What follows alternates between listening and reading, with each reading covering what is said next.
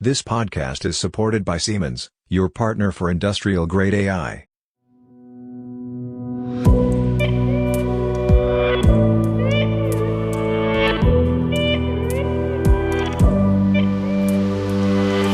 Hello everybody and welcome to a new episode of our Industrial AI podcast. My name is Robert Weber and it's a pleasure to talk to Peter Sieberg. Good morning, Robert. You're on holiday, I hear. I'm on holiday and you're not on holiday, but we have holidays again. We have holidays again and I'm a bit sick. Oh. So let's start with the update before I get too sick in this podcast. That's the advantage of being connected digitally rather than sitting opposite of each other. Exactly. I have maybe two pieces of news and one update. May I start with the news? Please do. The first news, do you remember Stefan Mills and his safety approach? Most certainly, yeah. Yes, he and his team have been acquired by Quantum Systems.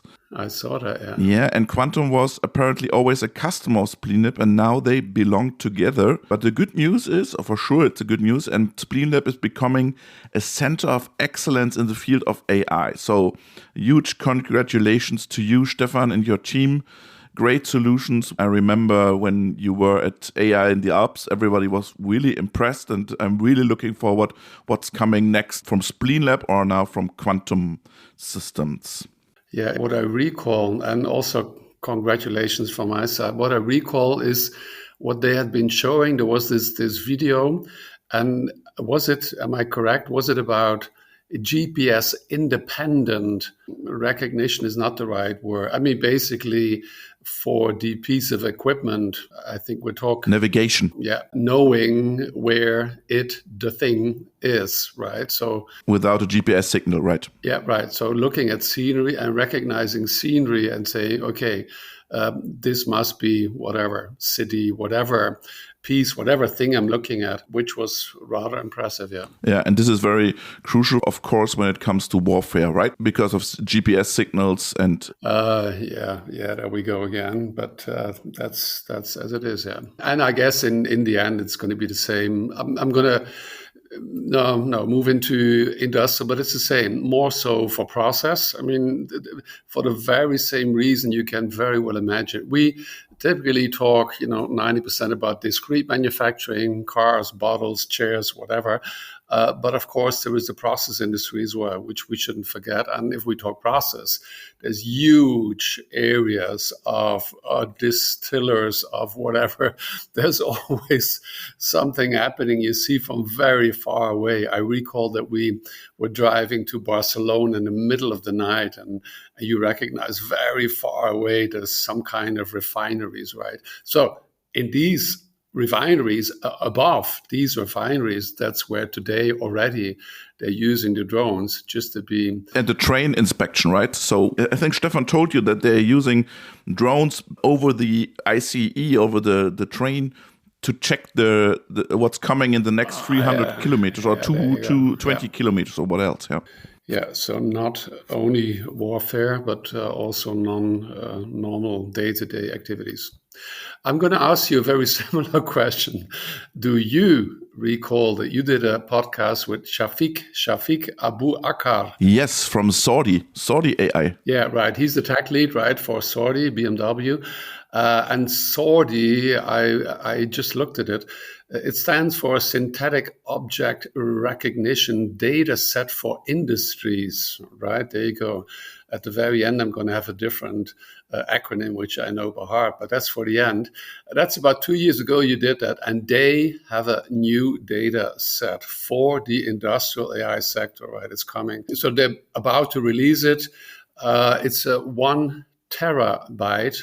These days, you don't know what the values mean. It's just a couple of years ago. It's not only in our industry. I mean, in our industry, when we talk that the value of NVIDIA is what? It's also like a T, I believe. Is it like a trillion? Is it? Did they pass the trillion? I think it must be the same T for the trillion or the TB. I don't know. So I think it's a terabyte, synthetic point.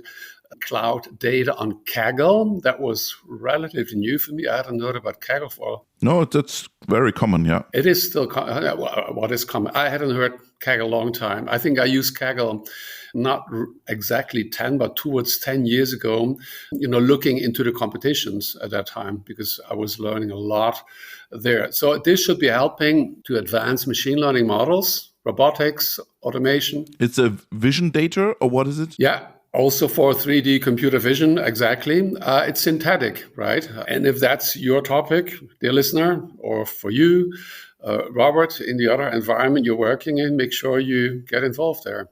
Yeah, but be careful. Sometimes you're not allowed to train your model with these data. So you really need to read the licensing topic, because sometimes there are some data sets you can evaluate or you can use for training, but you should not train a model and sell the model then. So be a bit careful. Very good. Thanks for that recommendation. Yeah, I didn't get into the details there because I'm not training models. Okay, so the second piece of news from my side comes also from a former guest, our French friend Victor Schmidt from Entalpic. Maybe you remember, he was in our, I think 3 weeks or 4 weeks ago. And they now introduce a generative AI framework, that designs catalyst materials from first principles, combining machine learning predictors with generative flow networks, they call it like this, to efficiently explore chemical spaces and identify promising materials for hydrogen energy storage. Do you remember Max Welling is also working in this field, and he said, Carsten, I'm working on a Google search engine for molecules, yes? And this is very interesting that you have now a generative AI framework that designs catalyst materials. That's impressive, I think. I will include a link to the paper in the show notes, but this is very, very, very impressive. I saw another company doing, I think they called it Fold. Is it related to the Google? What is it? The Google, was it Alpha? That was AlphaFold. I thought this was a different one. So it seems like a huge industry of loads of big tech and also startups working in this area. And if it is along those lines, what I recall, it was about, it started, I think that was the AlphaFold with the proteins, right? So you put 10 researchers together, you have an hypothesis, you work for 10 years, and at the end of the 10 years, you say, oh shit, that was nothing. Isn't that how research, a lot of research, not all research worked until, or still works these days.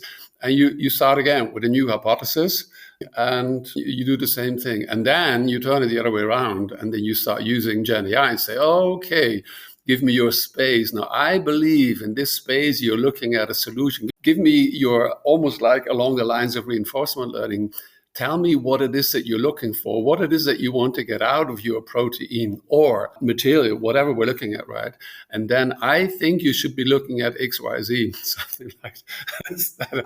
That is really amazing, right? Mm-hmm. But to be crystal clear for all listeners, maybe who are not so familiar with these kind of AI, this is not a LLM-based Gen AI topic. So it's generative AI framework, but it has nothing to do with ChatGPT, Llama, Gemini, or etc.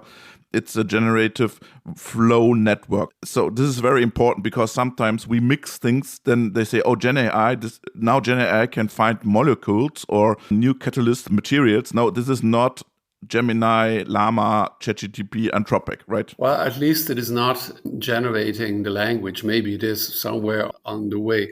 But I would consider it to be part of this big thing called generative AI. It does generate new things. Isn't that the difference? So we look at the time series, exactly. We talked about a couple of times, and then the algorithms looks in the data, and that is what we've been doing for 10 years, typically the machine learning. So the algorithm is capable of finding relations which we humans don't see. We look at a screen on an Excel, and if there's 5 rows and 6 lines, we look at them for 5 minutes. And, that's like an intelligence question. And then people see, there's a certain relation, something is happening. That's what we can do. That's all we can do, right? And then if we take it 1 trillion times, then the algorithms can find. And then, when the generative AI with the large language models came, and that's my assumption, is we're not using it with the language, but with a different approach, generating new things. That's in the end what it's doing, right? And I guess I'll come to that later. If that's going to be taken over by AI as well. But as long as we're here, you are here as researchers, dear listeners, you are taking care of this and you're using the tools. And you then say, thank you very much for this 1, 2, 3, 4, 5 suggestions. And we, as a team of researchers, take one and we say, okay, this is the perfect one. And then you maybe got it after 3 months instead of 3 years. Yeah. Okay. Yeah, exactly. What else do you have, Peter? Trumpf. Okay. Trumpf, as we say. Yeah, it is always, when I see the word, I'm never sure how to pronounce it. There is the company in Germany, that's the one we talk about, and they received the ASML Supplier Award. Now, that's normally not a typical thing, maybe I will talk about, but there you go. It's for their new EUV, extreme ultraviolet, high energy laser, to be used in ASML's next generation EUV lithography systems. Now, most of you will have heard the last couple of weeks, there's so many things. And that's where the other term comes into the picture, political decisions between the United States, China. When I say little country, I mean it little, as far as the in the size middle of the is storm. concerned. Yeah. Of the Netherlands in the middle of this storm. And that is what this in the end is all about, with on the basis of this Dutch company ASML, the world of the top level extreme ultraviolet, moving towards whatever 4, 3, 2, 1 nanometers. Now, a personal congratulations to Rainer Thieringer. Rainer, congrats. Rainer is the Global Technology Scout at Trumpf. He joined us a couple of weeks ago at AI in the Forest #2. And we talked about, laser. And I bragged about knowing the meaning of laser acronym by heart. And if you want to, I can, but it's useless because you will think that I'm reading it out. Anyway, it stands for light amplification by striated emission of radiation. So it's a very, very, very, very strong signal. And by the way, again, talking warfare, I saw that because we're having problems with the drones, and I saw that there's now a laser solution there as well. Exactly. So again, congratulations, Rainer Thieringer. We are very much looking forward to see many additional solutions based on laser technology. Okay, perfect. Do you have something else? Because you mentioned the Netherlands. I was in Amsterdam last week. Tell me. And I met Stratis again, our friend Stratis Gaffis. He's a professor at University of Amsterdam. And he gave us some insights into his world robotics models. And I'm not allowed to tell more what he's doing, but something big is coming out of Amsterdam. Oh, no, really? So yeah, I was very impressed what they are doing there. Are we going to see it when we're there in January? Exactly, because I also checked our hotel and I checked all the connections and we checked the dinner and etc. And we are heading to Amsterdam on the 21st of January and we still have 3 spots available. So fill out the form quickly and join us. And for those who have already registered, we will inform you, I think, in 2 weeks about the hotel flights, etc. So I'm really looking forward to visit Stratis. And I met Cass Snook also. Cass was also there. Oh, did you see Cass as well? Okay. Yeah, Cass. And Cass will also join on 21st of January with his group. So we have 2 groups of PhDs from Cass and from Stratis. I think they are really looking forward to pitch their ideas in front of the industrial AI community. So they were very impressed. And it's so funny because Stratis always talks not about AI in the Alps. His frame is AI retreat, your AI retreat you are doing in summer. So maybe you need to rename it to the AI retreat. Yeah. Oh, right. Are we going to be doing a canal boat thing as well? Yeah, exactly. He will organize that for the first really? evening. Yes. I recall. Yeah, we went to the Qualcomm lab and yeah, it was very interesting. As a Dutch guy, as a young Dutch guy, that was the thing I hated. I hated most of Amsterdam. And I recall there was this picture of my family, my parents, brother, sister, kids, and we were standing. I think we just came off the boat.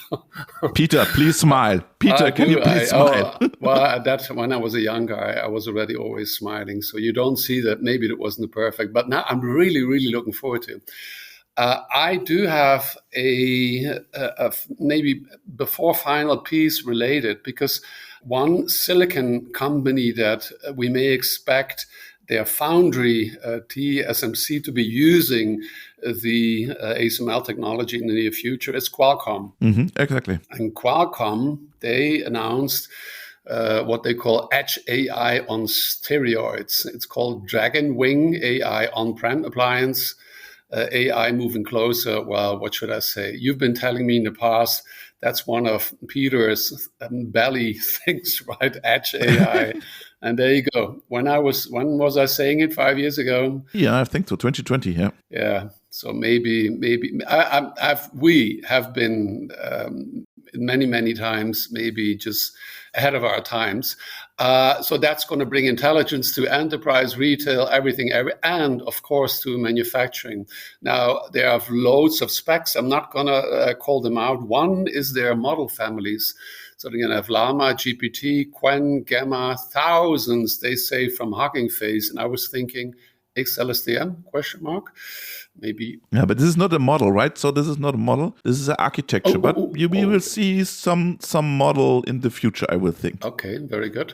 And then I thought, because where are we going to be exactly in Amsterdam? That was a relationship here. Are we going to be university? Are we actually going to be at Qualcomm? Yeah, there's a connection between the university and the Qualcomm lab. All right. And I think in the moment, Stratis is the director of the Qualcomm lab in Amsterdam, but I'm not sure, is it Kees or is it Stratis? One of them is the director of the Qualcomm lab there. Yeah. So if the guys are listening, maybe we can experience the Edge AI on steroids rather than exactly. experiencing other steroids in Amsterdam. Oh, okay. So, yeah. What else do you have, Peter? I do have a final one. So, according to Sam, the Sam, if you are an AI researcher listening in, you have only about 2 years left to invent AI with your brain, to do it yourself, you and your team, right? Because, according to Sam, OpenAI is going to have an automated AI research intern by September 2026. That's a year, not completely a year from now. That's the intern. And then just 1.5 years later, March 28, they say they're going to have an automated AI researcher. And if that's going to happen, then what's going to happen if that's going to happen? So they say they're going to be handling. It's one of these updates that he was doing with his, I think, another Jakob. Jakob is the CTO or, the number one researcher at OpenAI. Jakub, like the Jakob we know from Poland. I was just looking at it, I wasn't sure. And they're going to handle tasks starting with maybe today from 5 seconds, tasks to 5 minutes, to days, 5 weeks, 5 months, to 5 years. I think the idea being something that, a human being today would, take 5 months or 5 years, we just talked about, that this automated AI researcher will be handling. So, and when you listen, I saw pieces of it yesterday. I didn't see the complete thing. You're never sure, but and Sam, he doesn't like this thing. When are we going to have AGI? And he doesn't like it. He moves it away. He says, forget it, because the term is way overloaded. But we keep on coming back to, there was this time, what was it called? the single moment when algorithms were going to be taking over, and it was a time was called 2045, I believe, yeah, singularity. And do you recall the guy? He was from Australia. He wrote a book. What was his name? It's Thomas. It was. And he had a different. I think he said it was more like 2016. He was a guest in our podcast, right? Yeah, he was. Toby. I recall I was somewhere on a campsite when I was talking to you. For whatever reason, my brain gives me that picture. Toby Walsh. There you go. Also a professor from, I think, Australia. Professor at the University of New South Wales in Sydney, right? And also in Berlin, I believe, yeah. So at that time, that time, everybody was giving their time when it was going to happen. And we were kind of, oh yeah. I mean, in the book I say, as soon as there was a year given for singularity, 2045, I think I said that's maybe a little bit funny, so to say. I don't know. And now these days, although we don't call it singularity, but we still mean exactly the same thing. Yeah, I remember. But there is this thing. On one hand, there is this thing. It's so close. And then there's the other. I mean, I'm not sure of the teams, if the people are. I don't know where you feel yourself. If we're 50-50, whatever, but there's this huge group of people who say this is happening. Other people say, well, the base technology is still prediction of words, basically, right? So, I mean... Exactly. Yeah, let's move to the main part. And I talked to Gabriel Krummenacher. You remember? Oh, we had him before, yeah. Gabriel, yeah, he was also part of our AI in the Alps group. And there's a connection to what you mentioned, because he said, that was interesting, no GenAI project without a proper data science team. So you can run GenAI projects, that's okay, but if your data science team is not good and you have no data science team, this project will fail, or the outcome of this project won't be good. So you still need data scientists also for GenAI project. So this was very interesting, and he will explain why. Okay. So there's still room, life, jobs, work for data scientists. That's another huge topic, right? And it comes back to what I just said. Yeah, one half says, people have studied data science, they don't find a job. And I'm very much looking forward to Gabriel saying the opposite. I'm not sure if he's still hiring.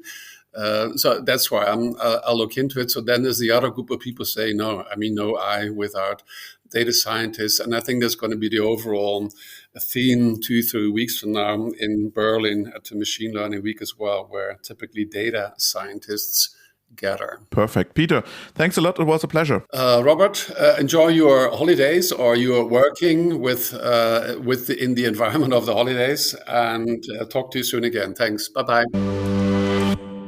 My guest today is Gabriel Krummenacher from Zülke. Welcome, Gabriel. Hi, Robert.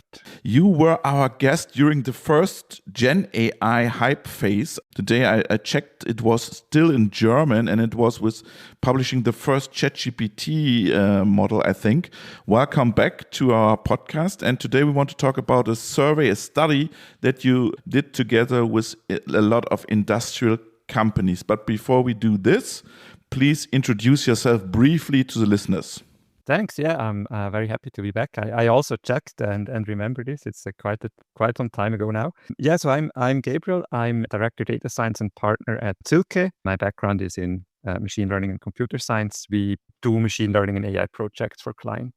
And you are now mainly focused on agentic GenAI hype train, or is there any other topic at Zülke in the moment? No, so we're still doing traditional regular machine learning. Okay. Traditional old machine learning as well. But of course, we're also doing a lot of GenAI LLM projects. Okay. You did a study with a lot of industrial companies. Can you explain a little bit the background of the survey, of the study? Who was involved and how did you work? Sure. So, this was a collaboration between us and Institute at ETH in Zurich. So we worked together with Professor Stefano Brusoni for Technology and Innovation Management. And so we kind of combined their interest and our interest and expertise.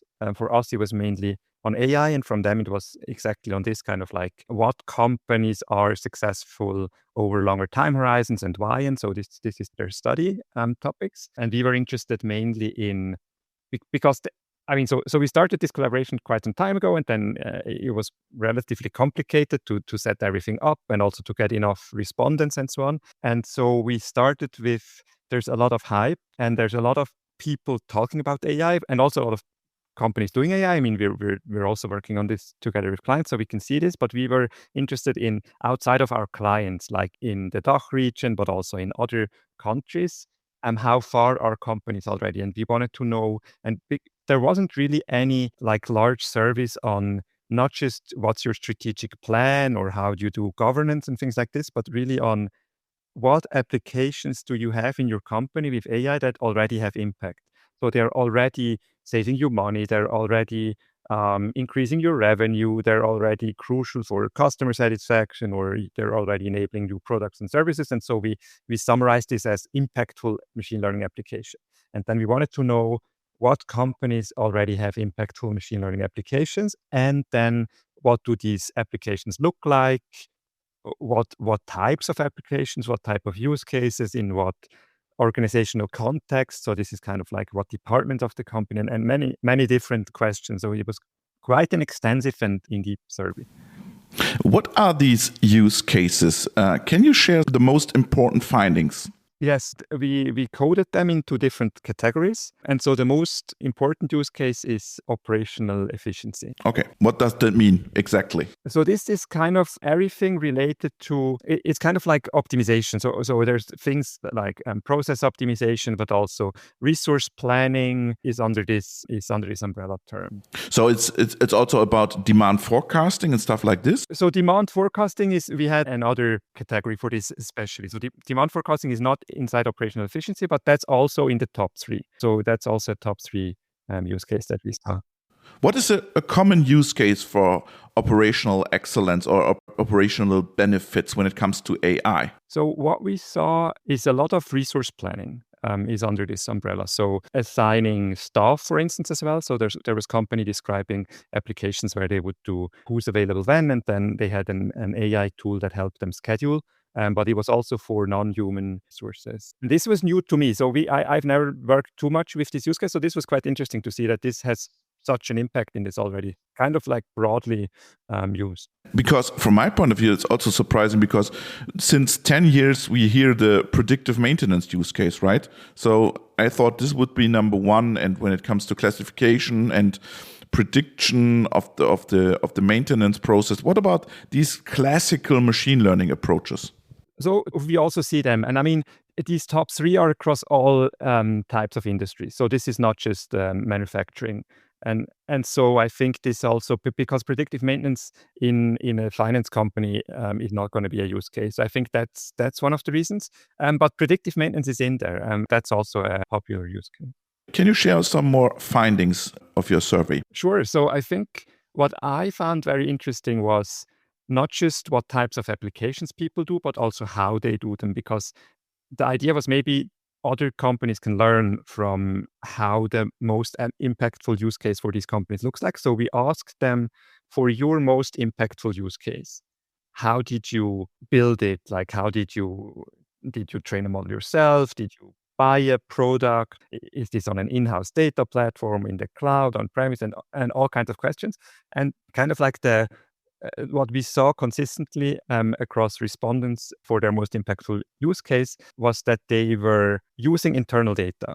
And so, I mean, I guess to people working in this field, this is not so surprising, but it was really like leveraging their know-how about processes, about the data, about their core business to build these types of applications. So a lot of companies were using internal data. They're also labeled internally. So 70% of the companies didn't outsource the labeling, but they actually used in-house expertise to label the data. And more than half of the companies actually trained the models themselves. Wow, that's a lot, right? Yeah, it's a lot. And then even if they used external models, they did fine-tune. So a lot of the external models were then still fine-tuned on their specific use case. And I think what this shows is that it's really, to have impact with these use cases, it's important to leverage somehow the information that your competitors or other companies don't have, and like use your internal know-how and data to actually be successful.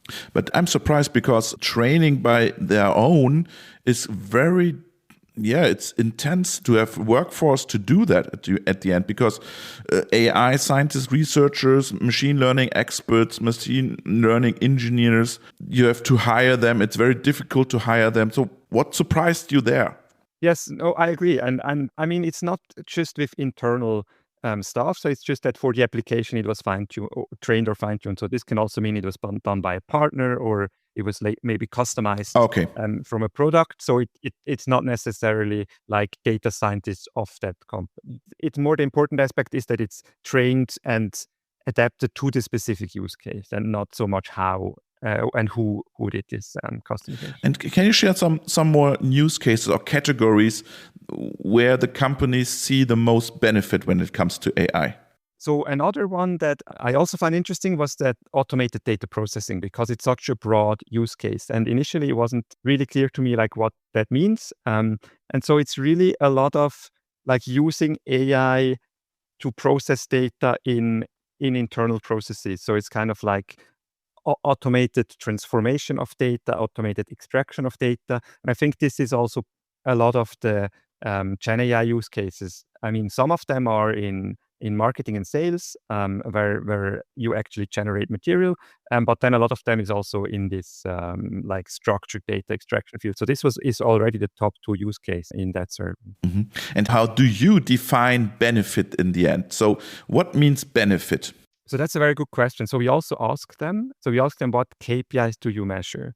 And then we looked at this in different industries and different fields. And it's kind of interesting to look at the split. So we categorize them into business KPIs and technical KPIs. And technical KPIs would be things that, I mean, your data scientist optimize for. And then business KPIs, what you're actually interested in, why you build these kind of applications. And then depending on the field, so in R&D and more industrial use cases, they were more focused on technical KPIs, I think, by the nature of the people who drive these initiatives. And then in like the more go-to-market focused use cases, it was much more business KPIs. But it was always both of them. So it was not like companies somehow really looked at both. And I think you have to. I mean, you need to measure your business impact, but then you need to translate this into something you can actually optimize for directly, because usually what you're interested in, you might not even be able to measure or not measure already. So maybe this is also something you can see an impact after a couple of months or so. Yeah, that's interesting, because it's very difficult to measure at the beginning, right? In which state they were, these companies? Can you summarize that a bit? For these initiatives, or you mean in general overall? Yeah. So for them, they had already done it. So we only asked for use cases where they could already say that they have an impact. So we didn't. Okay. We wanted to exclude kind of POC state initiatives. Okay. And when you check the whole survey, what surprised you most from you and your team?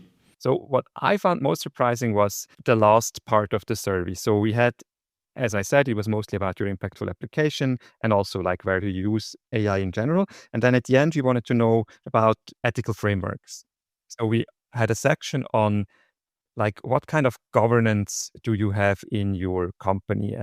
We asked overall in general, do you have an ethical framework? Do you have like regulatory processes, training, monitoring, risk assessment, everything around actually deploying AI? And then one possible expectation is that you say the more freedom a company or the data scientists have, the more AI they do, but it was the opposite. So essentially what we saw is that the companies that have more standards, more ethical frameworks, were more successful. So they used AI throughout a larger part of the company, and they had more impactful AI applications.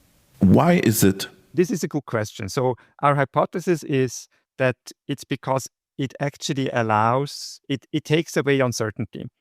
So if you have a project team or someone that wants to do something and you have no clear guidelines and rules, you either don't know how to start, maybe you don't do something, or you ask, but then no one really knows, and then you don't want to take the risk yourself. But if you have clear guidelines, you give the environment, right? And so it's much easier. You can read up. You are trained. You know what the company wants to do, and also how to deal with some of the complexities of using AI. Like how do we deal with bias? What types of application? If I want to do an application in, say, HR, how do I deal with this? Like who can I talk to, and so on. So I think this is what really helps the companies. But this is in total contrast to what we heard every every week that governance won't give you the creativity to build new models, to develop new ideas. Yes, but I think it's also a different type of regulation, because what we also saw is that in the US, companies actually had more of these regulations internally, and this is probably because they have to, because there's no AI Act in the US. I mean, now in California, but this survey was done before. And so companies, I guess, were more forced to do it. That's maybe one explanation. I mean, it could also be that just in general, the culture is differently in US companies. And so in Europe, companies had this less. And maybe because they know there's already a law, so they don't have to have the regulations themselves. But so it's not like the companies in the EU were further. So in the US, they still do more AI. So the ranking was essentially US, UK, and then the DACH region. And at the same time, the US had more ethical frameworks within the company. Okay, that's interesting. That's really interesting.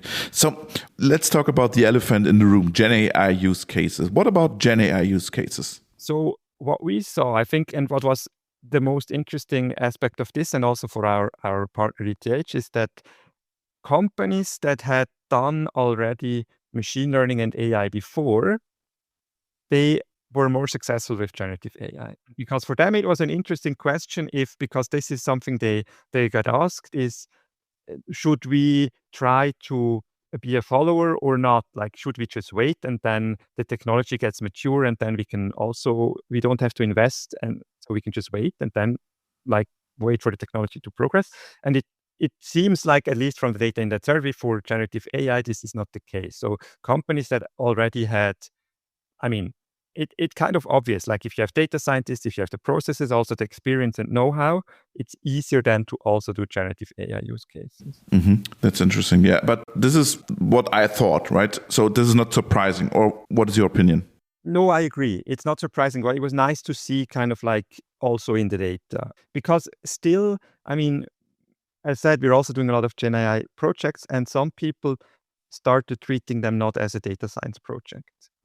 Because I guess also companies that don't have the experience or teams that don't have this experience. And in our experience, this is usually hinders success, because a GenAI project, from the nature of how you do the project, is still a data science project. Even though the data scientists don't train the models, all the rest of the process is a data science project, like evaluation, kind of like expectation management of, you need to do a proof of concept before you know what the results will be. You can't just treat it as like an agile software development project. And I think this is also what the survey shows, is that the companies that know how to do data science projects also know how to do generative AI projects. Do you have some finding when it comes to GenAI and benefits, or is it too early to call? Yes. So, I mean, in this survey, there was also, it's kind of a mix of all of these different types of applications. What we saw was mainly in terms of where GenAI is used. And so it was a lot in marketing and HR, where classical machine learning is not as prominent,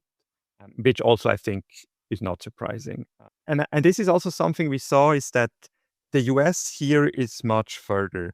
So one reading of the survey is that the US is quicker in adapting kind of like products and quick wins and just using GenAI immediately in like HR and marketing and all the go-to-market sales customization, whereas European companies, so or the DACH region, say this is what we had in the survey, is more focusing on like R&D use cases in like the core business, but not as much in kind of like the services part of the organization in other departments. And I think their GenAI has a lot of potential.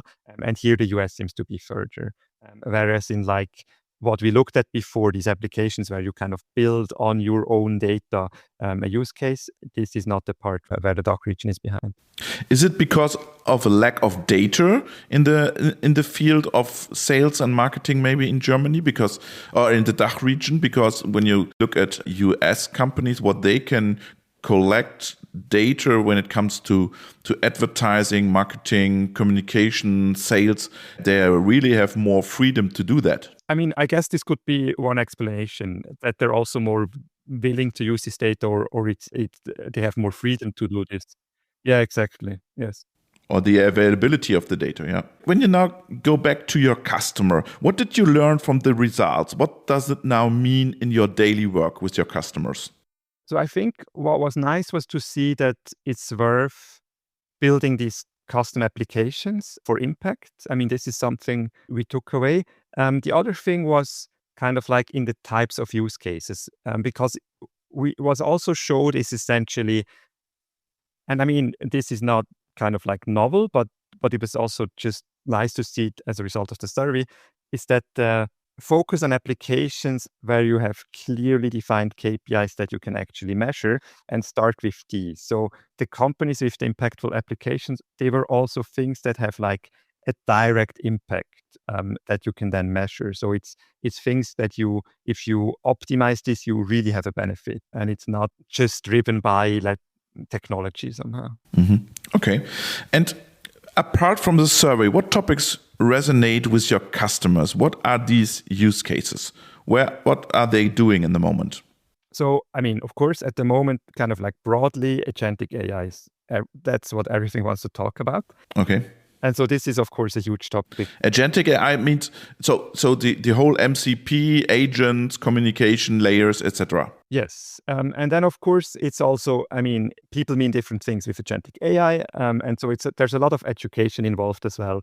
And just like trying to explain to people like where you can use it, what it means and so on. And so, I mean, essentially, yes. I mean, it's kind of like calling tools in a loop with a large language model. We do see quite a few interesting applications there as well. So, I mean, there's this kind of like the hype part, and people just want to do something. And as you said, like stick things together with MCP. But where we saw it be quite useful is in kind of like building your own Copilot features into your product. So we have a client, and they have essentially a large asset management software for factories. And we're together with them, we're building at the moment a feature where the users can use large language models within their own software. And then the tool use is really, really useful, because otherwise you can just access kind of like PDF documents. But now we can access the APIs of their own software. We can access structured data, databases. They have like a graph database that we can access. And so this really helps in like answering questions. So they can now use this to answer questions like a pump fails here, like can you analyze? And then the tool can actually go and look at different types of data and logs and look at the graph, like what are neighboring components in that installation and all kind of things. And this is quite useful. But you need a classification model to do that, right? So as a part of this agentic approach, when you want to say, oh, there's a failure in the pump, you need a classification model to do that. So for the failure, yes. And I mean, also, if we look at the time, so there's time series data that you can look at. I mean, at the moment, we don't have this. So we don't have a forecast. But in principle, you could also forecast within the time series and then give this forecast to the agentic solution. Absolutely. And I think, more interestingly, we saw this in the survey as well. So a lot of the successful use cases were a combination of GenAI and traditional machine learning as well. And I think agentic AI is perfectly suited for this. Yes, because you mentioned earlier that GenAI is also a data science project. And when it now comes to let's implement or add a time series model to your LLM, then the agent has to find, or you have to give the agent the right data, right? And then it starts again as a data science project, right? Yes, absolutely. But even before, because I mean, one thing that makes this hard is somehow you have all these different agents. And I mean, of course, one important principle is to not make this structure too complex. So you kind of like in 80% of the cases, you want one main agent and then stateless sub-agents, because otherwise it gets impossible to debug. But still, like you need to have a very good evaluation framework and data. So you need to think hard about how can you generate ground truth data? How can you continuously test this? And how can you make it as transparent and leaky as possible, so you can actually get insights and debug and measure how well this works. Exactly. So the LLM is becoming the interface at the end, or am I wrong? No, I think that's true. So we will still see, let's call it traditional machine learning models and approaches, but they will get an interface powered by a LLM. Is that the right definition? I think so. I think this is certainly something we will see in some fields. And I mean, other fields, a chatbot is not the right user interface, and then we don't see it. So I think in a lot of computer vision applications, it's not necessarily the best tool. And I mean, even here, it's a chat is quite hard to understand because it's not very transparent. It's just like an input field. So you don't see the capabilities. And this is also something we see with these agentic use cases, is that for the user, it's impossible to see what this tool can do. So you also need to put a lot of effort into essentially the prompt to explain to the user immediately, like, this is a capability we don't have because you don't know it. Like, it doesn't show you what the tool can do. I want to come back to what you mentioned when it comes to agentic and time series and classification. I think then you will see a trend that you need models that run as zero-shot models, right? Because you are not able to train it a long time with the agent. So you need zero-shot capabilities for the models, or am I wrong there? I don't think necessarily, because you could still have essentially regular machine learning application. Say you have a time series forecasting model, and you could train this as you would do otherwise.